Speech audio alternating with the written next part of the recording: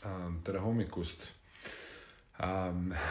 Nagu mu näost on näha, siis ma olen just ärganud ja ma tõsiselt loodan, et ma ei ole selle laiviga hiljaks jäänud. Ja kui ma nüüd siit välja vaatan oma magamistoa aknast, siis ma näen, et ilm on väga ilus. Täpselt sama ilus, võib-olla isegi ilusam kui eile, aga täpselt sama ilus kindlasti. Ja eile ma käisin väljas ja ma tean, et peab kodus püsima, aga ma käisin väljas ja ma järgisin kõiki reegleid, mida järgima peab. Ehk siis üksinda esiteks, kuigi justkui üks reegel lubab ühte inimest veel kõrvale, aga ei, ma ei hakanud seda tegema. Teine reegel on see 2-meetrine distants teistest inimestest. Ja siinkohal, ennem kui ma möllama hakkan, kurjustama, hurjutama, siis ma tahan kõigepealt kiita. Ma tahan kiita tõenäoliselt 90% inimesi, võib-olla isegi 95%, sest pilt oli päris hea. Kui mina liikusin mööda kitsamat teed või siis ma nägin, kuidas inimesed teadlikult liikusid ära, kui nad nägid, et see võimalus on nii-öelda neil kõrvale astuda, neil teine tee valida selles suhtes ja see on suurepärane ja mina ise tegin täpselt sama, kui ma nägin, et ma peaksin täpselt sama asja tegema. Aga jätkuvalt oli ka neid inimesi, kes lihtsalt ei ole saanud aru sellest, et liigume maksimaalselt kahekaupa, ideaalis üksinda ja hoiame 2-meetrist vahet. Isegi ma nägin mitmeid inimesi, kes teineteisest mööda kõndisid ja ei hoidnud seda 2-meetrist vahet. Ja mina arvan, et 2 meetrit isiklikult ei ole mingisugune võlubarjäär või mingisugune jõuväli, mis garanteerib, tagab turvalisuse. Ma arvan, et see ei ole nii. Parem hoidke seda distantsi veel rohkem. 2 meetrit võiks see miinimum, absoluutne miinimum olla, kui see on hädavajalik. Issand jumal, astuge muru peale, jääge seisma, minge sinna, tehke seda. See on kõik tehtav. Ma arvan, ma möödusin võib-olla heal juhul 1 või 2 inimesest 2 meetri lähedusel, heal juhul. Ja ma möödusin mitmetest inimestest, mitmetest paaridest ja ka gruppidest. Ja teine asi ongi see, palun, ma ei saa aru, lihtsalt see koht on see, kus mul jookseb nagu juhe kokku täiesti, et kui ma näen inimeste gruppe selles mõttes ja ilmselgelt on näha, et nad ei ole ühe perekonna inimesed. Miks te lähete mitmeste gruppidega koos välja? Ma lihtsalt ei saa sellest aru. Ja eile, kui ma olin just koju saabumas, ma ei hakka siin kohal ütlema väga täpselt, aga ma nägin päris mitmepealist gruppi ja õnneks, kui ma edasi liikusin, ma liikusin rulaga, ma liikusin kiiresti edasi, seal seisis politseiauto ja ma läksin politsei juurde ja ütlesin, seal natuke maad tagasi minnes on üks grupp inimesi, ilmselgelt nad ei ole ühest perekonnast, neid on oluliselt rohkem kui 2, palun minge öelge neile, sest nad ei ole asjadest veel ilusti kenasti aru saanud. Ja miks ma seda teen? Väga lihtsal põhjusel, sellepärast et see viirus jätkuvalt levib, numbrid suurenevad. Teine asi on see, ma ei taha, et meil tuleks täielik karantiin, mis tähendab seda, et nii kaua, siis kui see täielik karantiin tuleb, siis ma ei saa välja minna üldse, mitte keegi, mitte mingil põhjusel. See oleks väga jube, ma ütlen ausalt, see oleks ülimega jube.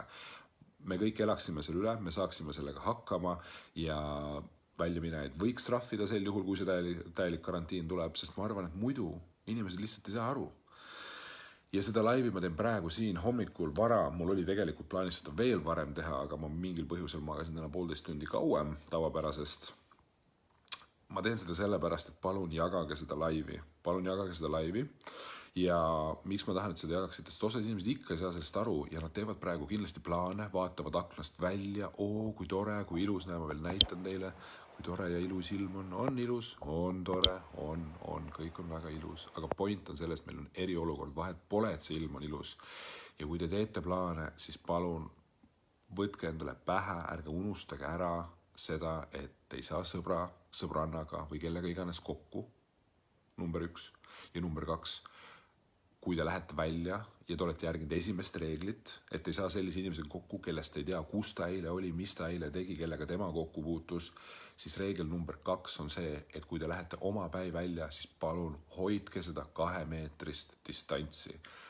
Minu soovitus on tegelikult hoidke 3, hoidke 4 meetrit. Kui te kellegist möödute, ma ei tea, kas sellest abi on, aga mina isiklikult tegin seda, ma reaalselt hoidsin hinge kinni.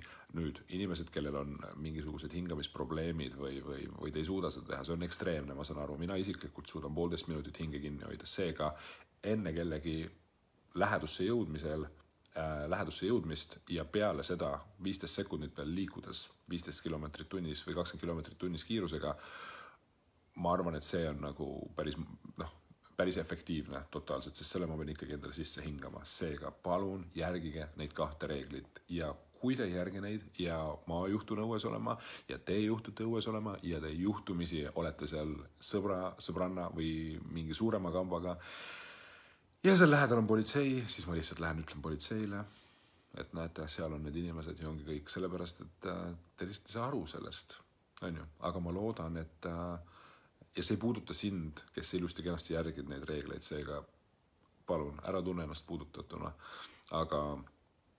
Aga sina, kes ennast puudutatuna tunne ennast väga puudutatuna sellest, sest see live oligi tegelikult sulle mõeldud. Kõik, kes ilusti järgivad, no mis ma teiega räägin, teid ma kiitsin alguses, ma kiidan praegu ja suurepärane. Seega istuge kodus, pühendage aega palun sellele, mis on tähtis, mis on oluline, tervislik toitumine praegusel hetkel võib väga vabalt teie plaanis olla, kui te olete seda tüüpi inimene, kes ütleb, et mul pole aega, nüüd meil on kõigil aega kodus olla, meil on kõigil aega kokata ja seda teemegi.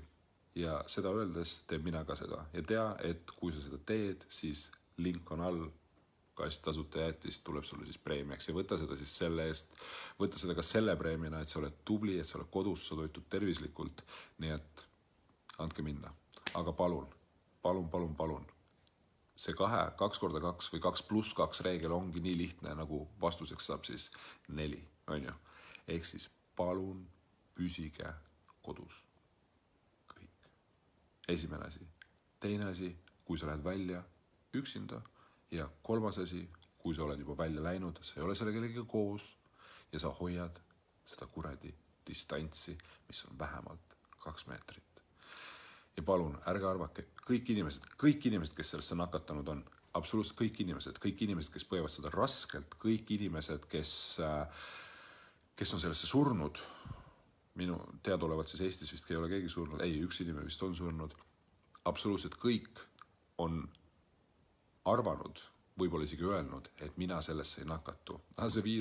Seda viirust ei huvita sinu arvamus.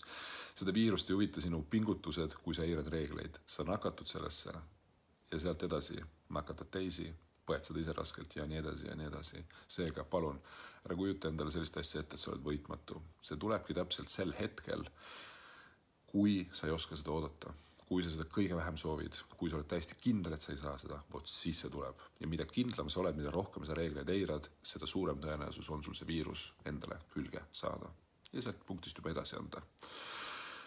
Seega, veel kord, palun, olge nii tublid, nii toredad, järgige neid reegleid ja me saame kiiremini sellest viirusest üle. On ju?